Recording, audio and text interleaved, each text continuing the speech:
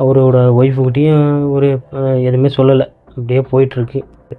ஒரு நாள் வீட்டில் இருந்திருக்காரு. சரி வேலைக்கு போகல, நம்ம வீட்டில் இருந்துப்போம் சொல்லிட்டு வீட்டில் இருந்திருக்காரு.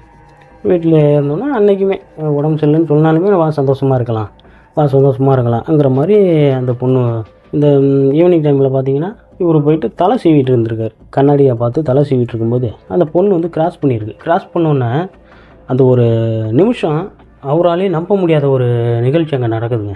என்னன்னு பார்த்தீங்கன்னா, அந்த பொண்ணு அந்த ஒரு 2 செகண்ட் டக்குன்னு கிராஸ் பண்ணும்போது பார்த்தீங்கன்னா அதோட மூஞ்சி வந்து ரொம்ப அகோரமாக இருக்குது.